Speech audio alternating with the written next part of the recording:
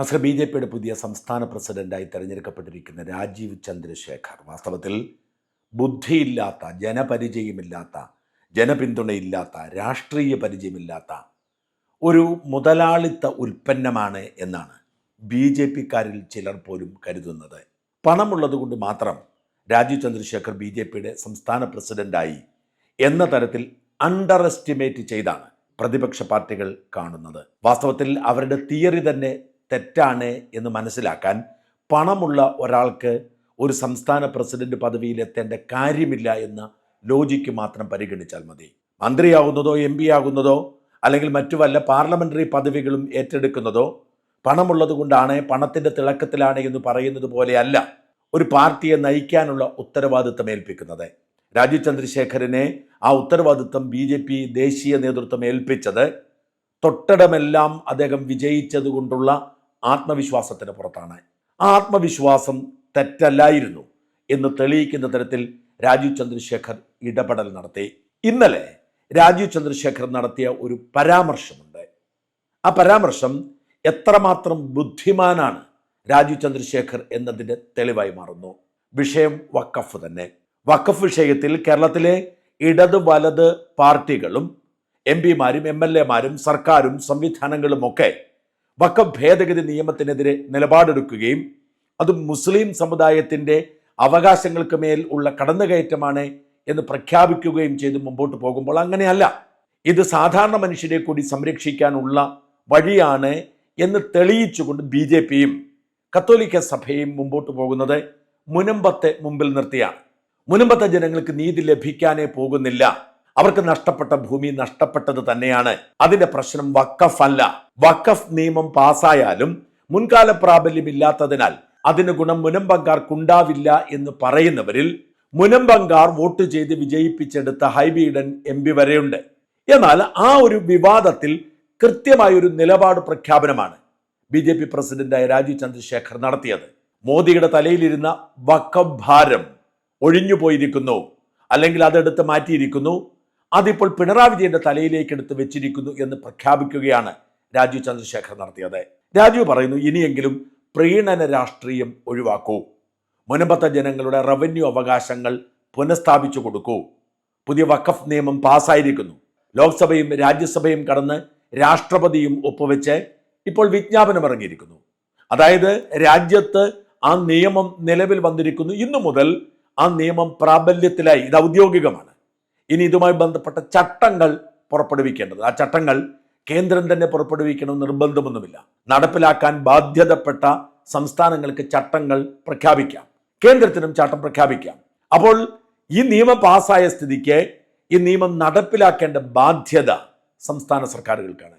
വഖഫ് നിയമം നടപ്പിലാവുന്നത് സംസ്ഥാന സർക്കാർ വഴിയാണ്. പുതിയ നിയമം അങ്ങനെ തന്നെയാണ്. ഒരു വഖഫ് ബോർഡിന്റെ അധികാരി കളക്ടറാണ്.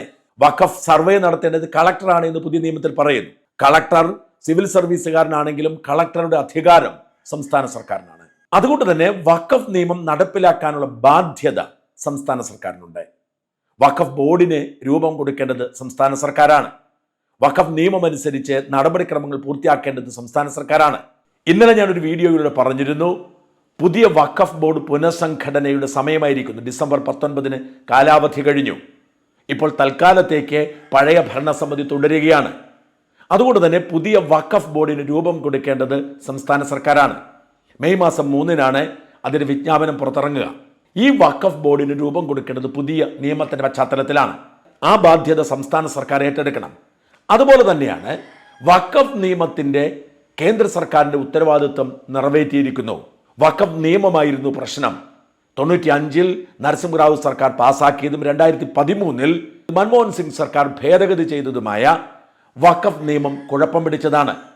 ആ നിയമത്തിലെ കുഴപ്പമുള്ള വകുപ്പുകളെല്ലാം നീക്കം ചെയ്ത് പുതിയ നിയമം നടപ്പിലാക്കിയിരിക്കുന്നു.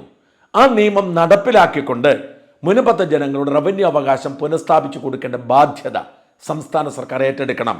ഇനി വൈകരുത് എന്നാണ് രാജീവ് ചന്ദ്രശേഖർ പറഞ്ഞത്. അതായത് മോദി ചെയ്യേണ്ടത് ചെയ്തിരിക്കുന്നു. വഖഫ് ഭാരം ഇനി മോദിയുടെ തലയിലില്ല. ആ വഖഫ് ഭാരം പിണറായിയുടെ തലയിലേക്ക് എടുത്ത് മാറ്റി സ്ഥാപിച്ചിരിക്കുകയാണ് ഇപ്പോൾ. ആ മാറ്റിസ്ഥാപന പ്രഖ്യാപനമാണ് രാജീവ് ചന്ദ്രശേഖർ നടത്തിയത്. വഖഫ് ഭേദഗതി നിയമം പാസ്സായിരിക്കുന്നു. ഈ നിയമത്തിന്റെ പശ്ചാത്തലത്തിൽ മുൻപത്തെ ഓരോ വ്യക്തിക്കും റവന്യൂ അവകാശങ്ങൾ പുനഃസ്ഥാപിക്കാനുള്ള നടപടിക്രമങ്ങളാവാം. നിയമത്തിൻ്റെ പരിരക്ഷയുണ്ട്. ഈ നടപടിക്രമങ്ങൾ അനുസരിച്ചുകൊണ്ട്, പുതിയ നിയമം അനുസരിച്ചുകൊണ്ട് മുൻപത്തെ ജനങ്ങളുടെ കരം പിരിക്കാനുള്ള അവകാശം വീണ്ടും കൊടുക്കണം. മുൻപത്തെ ജനങ്ങളുടെ കരം പിരിക്കാനുള്ള അവകാശം 2022 പൊടുന്നനെ എടുത്ത് കളഞ്ഞതാണ്.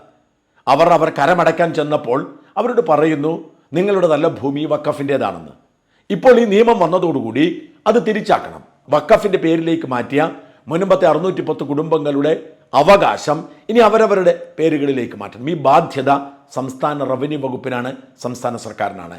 ഇവിടെയാണ് കൗശലക്കാരനായ രാഷ്ട്രീയക്കാരനെ നമ്മൾ രാജീവ് ചന്ദ്രശേഖറിൽ കാണേണ്ടത്. ഇതുവരെ ഞങ്ങൾ എന്ത് ചെയ്യും, ഞങ്ങളിതാ മുൻപം കമ്മീഷനെ വെച്ചിരിക്കുന്നു, ജുഡീഷ്യൽ അന്വേഷണം പ്രഖ്യാപിച്ചിരിക്കുന്നു, ചർച്ച നടത്തുന്നു, പക്ഷെ ഒന്നും നടക്കുന്നില്ല എന്ന് പറഞ്ഞിരുന്ന പിണറായി സർക്കാരിനെ ഇനി കേന്ദ്ര നിയമത്തിന് അനുസൃതമായി ഇവിടെ ചട്ടമുണ്ടാക്കാനും അല്ലെങ്കിൽ പ്രത്യേക ഉത്തരവിറക്കിക്കൊണ്ട് ഈ റവന്യൂ അവകാശങ്ങൾ പുനഃസ്ഥാപിക്കാനുമുള്ള ഉത്തരവാദിത്വം നടത്തിയേ മതിയാവും. അത് ചെയ്യുന്നില്ലെങ്കിൽ മുൻപത്തെ ജനങ്ങൾക്കെതിരാണ് സംസ്ഥാന സർക്കാർ എന്ന് കൃത്യമായി പ്രഖ്യാപിക്കുകയാണ്. ഇത് തന്നെയാണ് BJPയുടെ ലക്ഷ്യം. BJP പറയുന്നു, ഞങ്ങളെല്ലാം ശരിയാക്കി തന്നിരിക്കുന്നു, ഇനി ഉത്തരവാദിത്വം സംസ്ഥാന സർക്കാരിനാണ്. കേന്ദ്ര നിയമത്തെ പഴി പറഞ്ഞുകൊണ്ട്, കോടതിയെ പഴി പറഞ്ഞുകൊണ്ടിരിക്കരുത്, നിങ്ങളത് ചെയ്യൂ. അതിനെ ആരെങ്കിലും ചലഞ്ച് ചെയ്താൽ ഞങ്ങൾ കൈകാര്യം ചെയ്തോളാം. അതുകൊണ്ട് മുൻപത്തെ ജനങ്ങളോട് നിങ്ങൾക്ക് താല്പര്യമുണ്ടെങ്കിൽ പുതിയ നിയമത്തിനനുസൃതമായി ഈ ഭൂമി വഖഫിൻ്റേതല്ല എന്ന് പ്രഖ്യാപിച്ചുകൊണ്ട് ഈ ഭൂമി അവകാശപ്പെടാനുള്ള അധികാരം മുൻപത്തെ ജനങ്ങൾക്ക് തിരിച്ചു കൊടുക്കണം. അതിൽ നിങ്ങൾ മടിക്കുന്നെങ്കിൽ നിങ്ങൾക്ക് പ്രീണന രാഷ്ട്രീയമാണ്. നിങ്ങൾക്ക് മുൻപത്തെ ജനങ്ങളെ ഇല്ലാതാക്കാനാണ് ആഗ്രഹം, മുൻപത്തെ ജനങ്ങൾക്കൊപ്പമാണ് എന്ന് നിങ്ങൾ പറയുന്നത് വ്യാജമാണ്. പിണറായി സർക്കാരിനോട് മാത്രമല്ല, പ്രതിപക്ഷ നേതാവ് VD സതീശനോടുമാണ്. പ്രതിപക്ഷ നേതാവ് നേരത്തെ പറയുന്നുണ്ട്, മുൻപത്തെ ഭൂമി അവരുടേതാണ്, അത് വഖഫ് ഭൂമി അല്ല എന്ന വാദമാണ് പ്രതിപക്ഷ നേതാവിനുള്ളത്. അപ്പോൾ പിന്നെ പ്രതിപക്ഷത്തിന് എതിർക്കേണ്ട കാര്യമില്ല. പ്രതിപക്ഷത്തിനും ഭരണപക്ഷത്തിനും ഏക മനസ്സോടുകൂടി മുൻപത്തെ ജനങ്ങളുടെ ഭൂമിയുടെ അവകാശം തിരിച്ചു കൊടുക്കാം. അത് തിരിച്ചു കൊടുക്കാൻ ഉത്തരവാദിത്വം അവരുടെ തലയിലേക്ക് വെച്ച് കെട്ടുകയാണ് രാജീവ് ചന്ദ്രശേഖർ ചെയ്തത്. ഇത് ഗൗരവമേറിയ ഒരു നീക്കമാണ്. ഈ നീക്കത്തിൽ എന്ത് നിലപാടാണ് സർക്കാർ എടുക്കുന്നത്, എന്ത് നിലപാടാണ് പ്രതിപക്ഷ പാർട്ടികൾ എടുക്കുന്നത് എന്നത് പ്രസക്തമായ ചോദ്യമാണ്. അവരെടുക്കാൻ വൈകുന്നിടത്തോളം കാലം മുൻപത്തെ ജനങ്ങളെ വഞ്ചിക്കുന്നു എന്ന വാദത്തിന് ശക്തി കൂടും. ആകപ്പാടെ ഇവർക്ക് പ്രതീക്ഷ ഈ മാസം 16-ാം തീയതി സുപ്രീം കോടതി വഖഫ് ഭേദഗതി നിയമവുമായി ബന്ധപ്പെട്ട ഹർജികളെല്ലാം ഒരുമിച്ച് പരിഗണിക്കാൻ. ഒരുപാട് ഹർജികളുണ്ട്. ലീഗിൻ്റെ ഹർജി ഇതിൽ വളരെ ആശയക്കുഴപ്പമുണ്ടാക്കുന്ന ഒരു ഹർജിയാണ്. ആ ഹർജിയിൽ അവർ പറയുന്ന മുൻപത്തെ ജനങ്ങളെ ഒഴിപ്പിക്കരുതെന്നാണ്. വഖഫ് ഭേദഗതി നിയമത്തിനെതിരാണ്, പക്ഷെ മുൻപത്തെ ജനങ്ങളെ ഒഴിപ്പിക്കരുതെന്നാണ് അവരുടെ വാദം. അതുപോലെ SDPI പരാതി കൊടുത്തിട്ടുണ്ട്, അതുപോലെ OYC പരാതി കൊടുത്തിട്ടുണ്ട്, കോൺഗ്രസ് പരാതിയുണ്ട്. ഈ ഹർജികളെല്ലാം 16-ാം തീയതി സുപ്രീം കോടതി പരിഗണിക്കുകയാണ്. സുപ്രീം കോടതി പരിഗണിക്കുമ്പോൾ ഇവരുടെ ആവശ്യം കപിൽ സിബലും മനു അഭിഷേക് സിംഗും ഒക്കെയാണ് ഈ ഹർജിക്കാർക്ക് വേണ്ടി വാദിക്കുന്നത്. സുപ്രീം കോടതിയിലെ ഏറ്റവും പ്രധാനപ്പെട്ട വക്കീലന്മാരാണ്. സുപ്രീം കോടതി പ്രാധാന്യം കൊടുക്കുന്നത് കൊണ്ടാണ് 16-ാം തീയതി തന്നെ കേസെടുക്കാൻ തീരുമാനിച്ചത്. എന്നാൽ കേന്ദ്ര സർക്കാർ ഒരു തടസ്സ ഹർജി അല്ലെങ്കിൽ കവീറ്റ് പെറ്റീഷൻ ഇട്ടിട്ടുണ്ട്. കേന്ദ്ര സർക്കാർ ഇതിനെതിരെയുള്ള എല്ലാ ഹർജികളും തള്ളണമെന്നല്ല ആവശ്യപ്പെട്ടിരിക്കുന്നത്. നേരെ മറിച്ച് ഈ നിയമം സ്റ്റേ ചെയ്യാൻ ആവശ്യമുണ്ട്. സ്റ്റേ ചെയ്യാൻ അനുവദിക്കരുത്. കാരണം ഇന്ത്യൻ പാർലമെന്റ് പാസാക്കി രാഷ്ട്രപതി ഒപ്പിട്ട ഒരു നിയമം സ്റ്റേ ചെയ്യരുത്. അത് ജനാധിപത്യത്തെ വെല്ലുവിളിക്കുന്നതിന് തുല്യമാണ്. ഈ നിയമത്തിന്റെ ഭരണഘടനാ സാധുതയെക്കുറിച്ച് ആർക്കെങ്കിലും പരാതി ഉണ്ടെങ്കിൽ അത് പരിഗണിച്ചോളൂ, സുപ്രീം കോടതി തീരുമാനമെടുത്തോളൂ. പക്ഷേ പാർലമെന്റ് പാസാക്കി രാഷ്ട്രപതി ഒപ്പിട്ട് വിജ്ഞാപനം ഇറങ്ങി അടിയന്തര സാഹചര്യമുള്ള ഒരു നിയമം സ്റ്റേ ചെയ്യരുത് എന്നതാണ് കേന്ദ്ര സർക്കാരിന്റെ വാദം. അങ്ങനെ സ്റ്റേ ചെയ്യുന്നില്ലെങ്കിൽ നിയമം നടപ്പിലായി. നിയമം നടപ്പിലാക്കിയാൽ മുൻപത്തെ ജനങ്ങളെ അതിൻ്റെ അടിസ്ഥാനത്തിൽ മോചിപ്പിക്കാനുള്ള ഉത്തരവാദിത്വം സംസ്ഥാന സർക്കാരിനാണ്. അതെ, പന്ത് സംസ്ഥാന സർക്കാരിൻ്റെ കോർട്ടിലേക്ക് തള്ളിയിട്ട് കൊടുത്തിരിക്കുകയാണ് കേന്ദ്ര സർക്കാർ.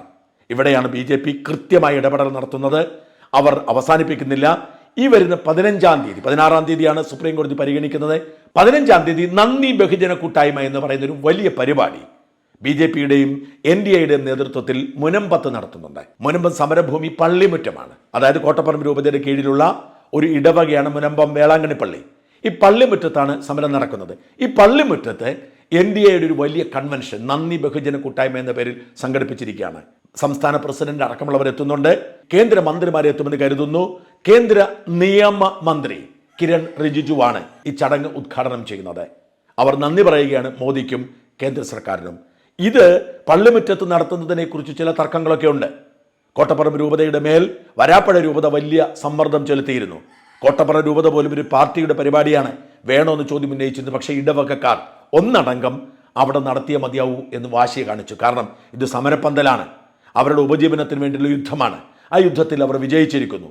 ആ വിജയിക്കുമ്പോൾ നന്ദി പറയേണ്ടത് അവിടെ വെച്ച് തന്നെ വേണം എന്ന് വേളാങ്കണ്ണിപ്പള്ളിയിലെ ഇടവകക്കാർ ഒരേ മനസ്സോടുകൂടി പറഞ്ഞതുകൊണ്ട് അവിടെ വെച്ച് തന്നെ ചടങ്ങ് നടക്കുകയാണ്. ഇതൊരു കൃത്യമായ രാഷ്ട്രീയ മുന്നേറ്റമാണ്. BJP മുനമ്പത്തിലൂടെ കേരളത്തിലെ ക്രൈസ്തവരുടെ മനസ്സിലേക്ക് കയറാൻ പദ്ധതി ഒരുക്കിയിരിക്കുന്നു. ഈ പദ്ധതിയുടെ ഏറ്റവും വലിയ ടേണിംഗ് പോയിന്റായി മാറും സംസ്ഥാന സർക്കാർ മുനമ്പത്തെ ജനങ്ങളുടെ റവന്യൂ അവകാശം നടപ്പിലാക്കണം എന്ന BJPയുടെ നിലപാട്. ഈ നിലപാടിന് മുമ്പിൽ എന്ത് ചെയ്യണമെന്നറിയാതെ ഉത്തരം മുട്ടി നിൽക്കുകയാണ് സംസ്ഥാന സർക്കാരും. അതേക്കുറിച്ച് എന്ത് പ്രതികരിക്കണമെന്നറിയാതെ ശ്വാസം മുട്ടി നിൽക്കുകയാണ് പ്രതിപക്ഷവും.